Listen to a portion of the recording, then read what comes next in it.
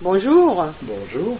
Je viens de te lire un mail qui nous a été gentiment envoyé, une gouvernance mondiale de l'environnement. Je t'ai fait écouter donc, et j'aimerais avoir aussi ton avis sur ce texte. Ah ben il est très très bien fait. Ah ben oui alors. Qui exprime exactement ce qu'il en est. Tout à fait. Il y a longtemps qu'on nous mène par le bout du nez, que c'est une mascarade continue. Et ce qui est drôle d'ailleurs avec ce mouvement écologiste, c'est qu'en fait, c'est ceux qui ont détruit la planète qui sont censés être les personnages capables de pouvoir la remettre sur pied. C'est une plaisanterie de mauvais goût. Ouais.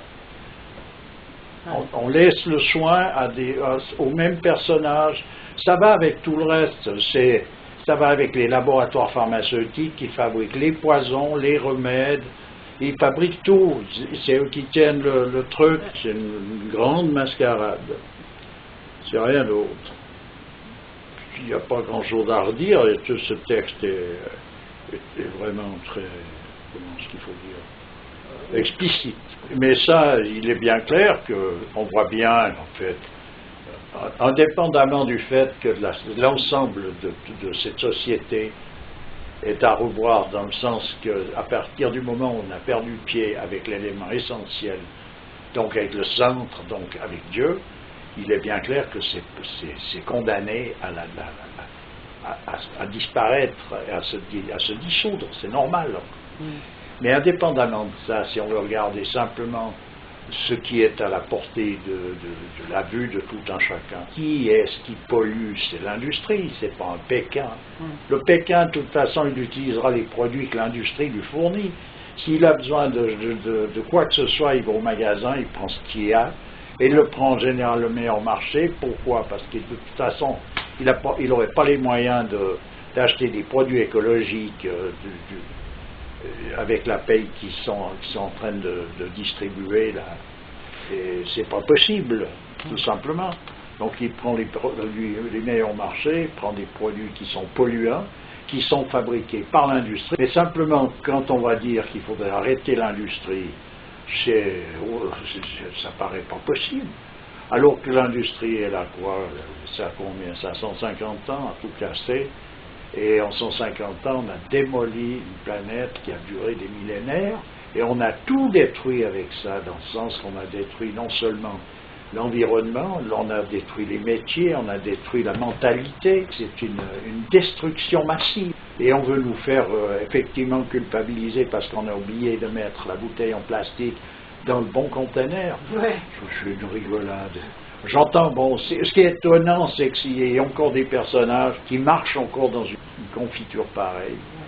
Et puis qu'on puisse prendre au sérieux des personnages qui, eux, font des spits là-dessus, dans le sens de ce que les journaleux vont chanter, oui, effectivement, sur le protocole de Kyoto, sur le réchauffement de la planète, sur cette réunion-là à Copenhague et tout ça. Et qui se transforme en donneur de leçons. Voilà, ils donnent des leçons, un coup de pouce pour la planète. Tu vois marquer un coup de pouce pour la planète parce que tu dois filer quelques centimes pour acheter ton sac dans lequel tu dois mettre ta salade, alors qu'avant on te le donnait. Alors le coup de pouce pour la planète, c'est tout simplement que tu dois le payer. Je veux dire, il faut arrêter, ou qu'ils ils ont fabriqué dans des produits biodégradables, alors tout d'un coup ils te taxent, mais comme si eux, qui sont les fabricants de pollution, ne pouvaient pas stopper les machines avant. Si vraiment il s'agissait de s'occuper de cette planète et de vivre en harmonie avec la nature, puisque l'on est soi-même de la nature, les premiers à devoir montrer l'exemple, c'est justement les pollueurs. Si on venait à une vente au détail, moi j'irais avec mes petites bouteilles vides, m'acheter un litre de lait. Non, mais c'est pour te dire qu'il y a possibilité de faire autrement. Hein, ce qu'il y a, c'est qu'il y a une difficulté quand tu mets les mains dans un engrenage, c'est pour te retirer de ça. Je comprends très bien que pour arriver à se retirer de l'industrie, ça paraît insurmontable. Mais simplement, ce qui est encore plus insurmontable, c'est de régler l'histoire de la planète en continuant de laisser l'industrie aller comme elle va. Donc, il n'y a pas Entre deux mots, il faudrait choisir le moindre. Donc, on abandonne tous le mouvement industriel avec toute la catastrophe que ça peut représenter. Parce que ça sera catastrophique à un certain endroit. Mais ça ne sera jamais autant que si on continue. Alors, en parlant d'industrie, tu es en train de lire un bouquin actuellement sur l'industrie alimentaire. Oh, mais oui, il faut que chacun le...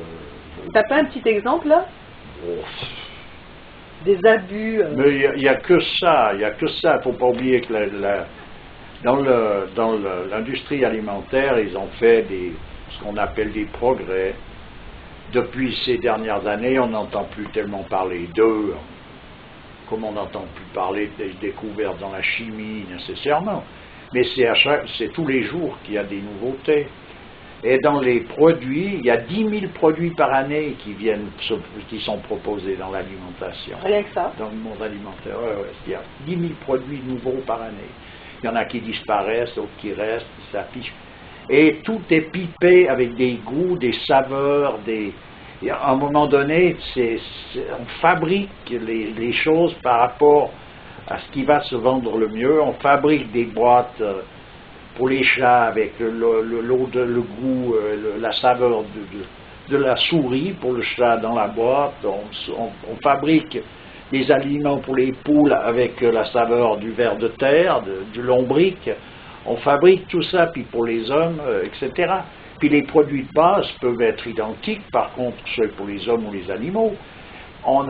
C'est fabriqué au Japon un produit, je ne sais plus le nom, comment il s'appelle, qui a été mis sur le marché à un moment donné, qui est fait à base, la base du produit, c'est les boues des stations d'épuration.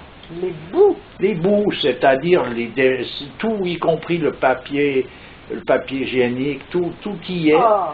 C'est réduit en granulés, c'est chauffé à des températures gigantesques.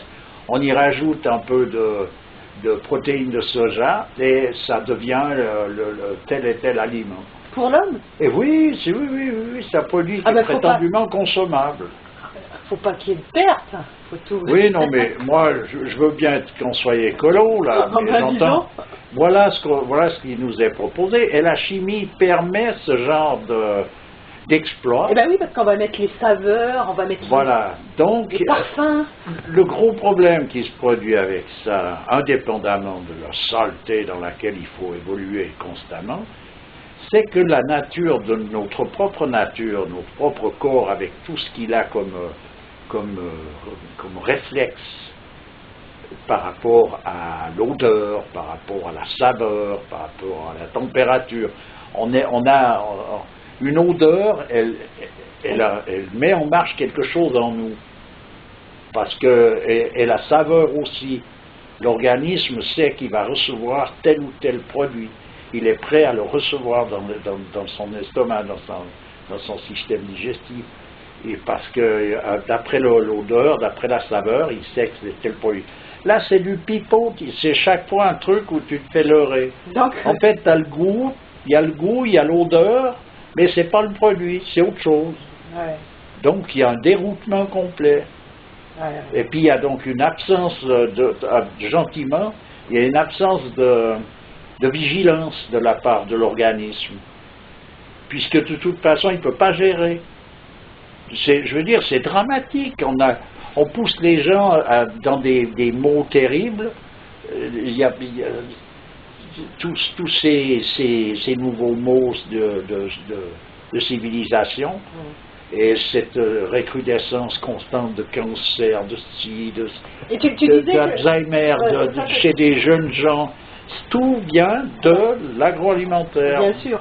Alors, tu disais que leur ennemi, c'était le fait de cacher, de devoir cacher absolument que c'est artificiel. Oui, ils sont obnubilés par le fait de devoir, de vouloir cacher le côté artificiel, parce que actuellement, justement, avec ce vent d'écologie, il faut pouvoir, ce qui plaît, c'est que quand quelque chose est marqué naturel. T'as pas remarqué maintenant, tous les rayons, c'est en vert, on dirait que c'est bio. Oui, puis il y a toujours quelque chose, c'est marqué arôme naturel, par exemple.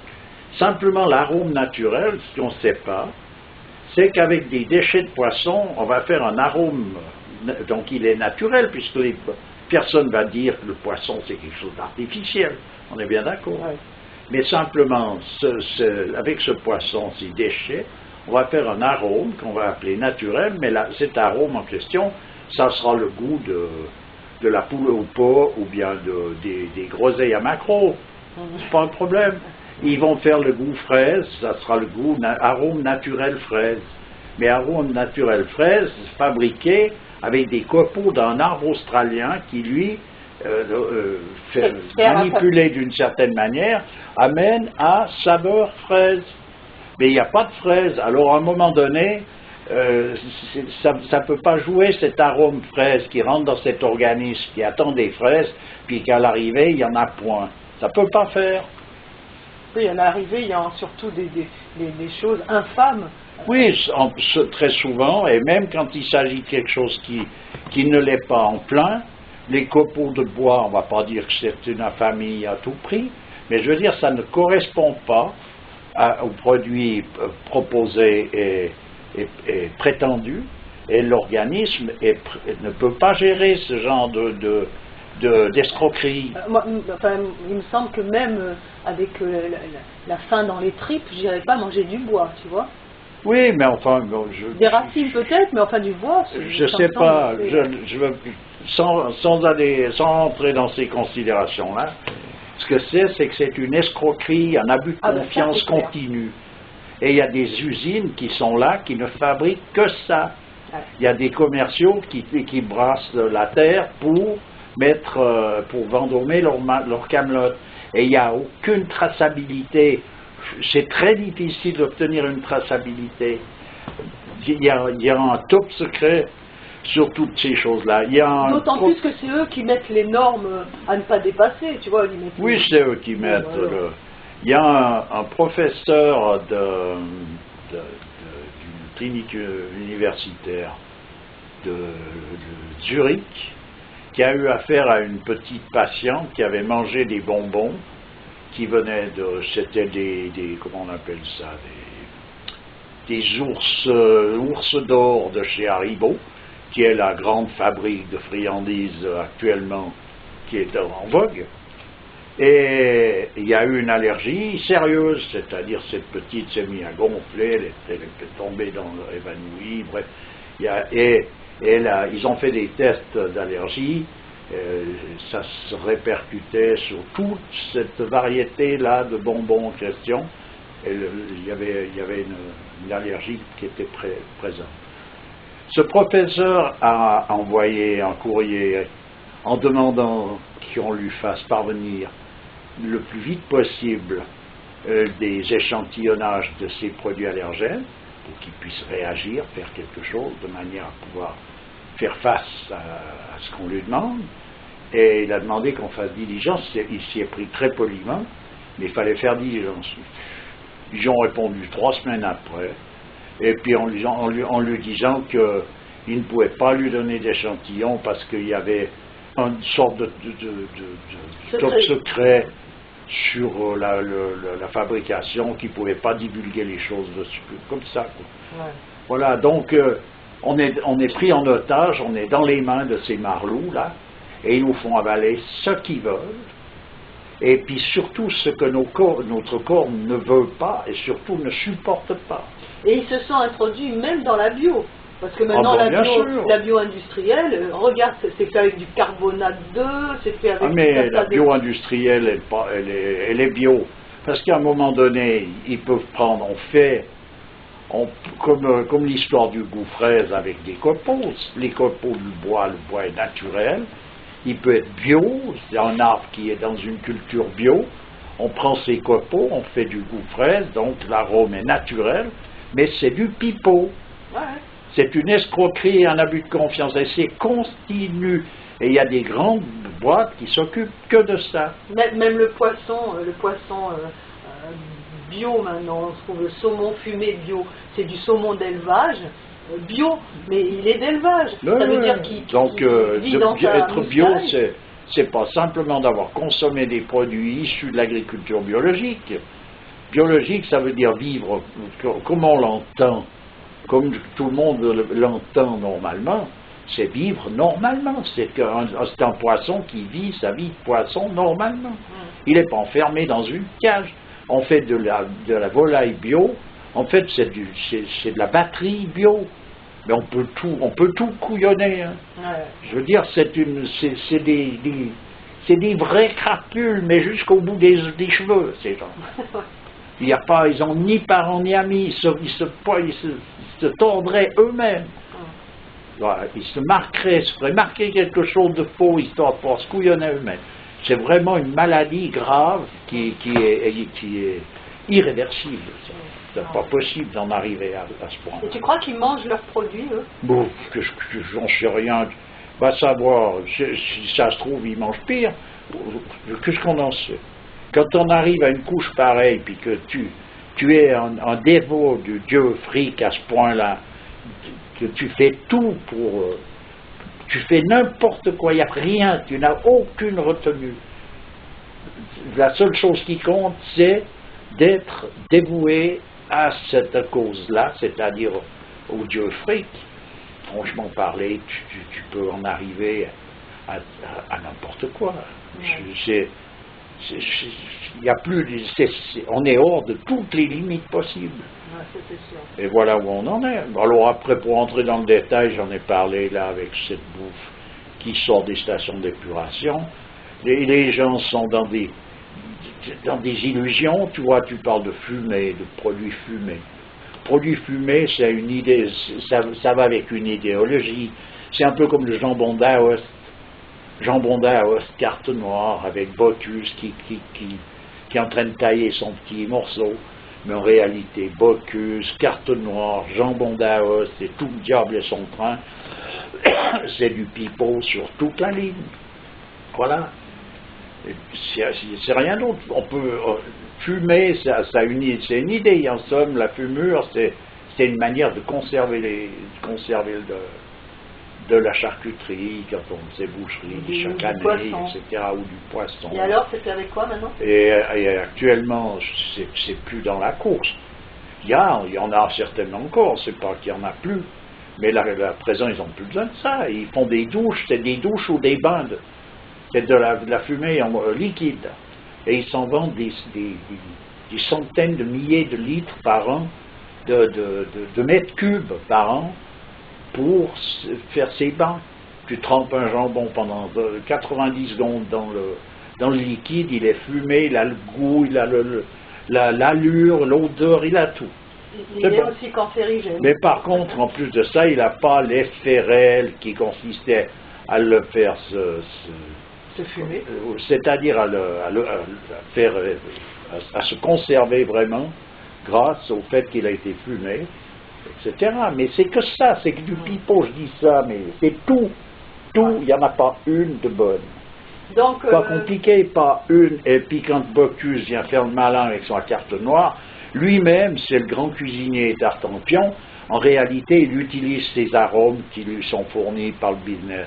Les boulangers, tu vas acheter ton pain à la boulangerie, tu as l'impression que tu es en train de faire encore une affaire parce que c'est de la farine. Bio ou pas bio, c'est de la farine. Non, c'est pas vrai. Il sait piper. Cette farine, soit elle est pipée au départ ou lui, il a son petit business. Autrement, il ne sait plus faire. Il ne sait plus faire s'il n'a pas tous ses produits, ses additifs. Ouais. Voilà. Voilà dans quel bain on est. Puis après, effectivement, on fait une réunion, puis on fait venir le photographe qui regarde la planète, puis qui est en train de montrer, puis après, il faut vite aller mettre tes déchets où on t'a dit, parce qu'autrement, tu es un mauvais citoyen. Ouais. C'est vrai que c'est une mascarade. Ouais. Donc, finalement, la lettre du... Oh, mais elle est bien torsée, elle est impeccable. Ouais. Ça, c'est clair. C'est exactement ça. Donc, merci, Children of the Matrix. J'arrive pas à le dire. Children of the Matrix. Au revoir. Au revoir.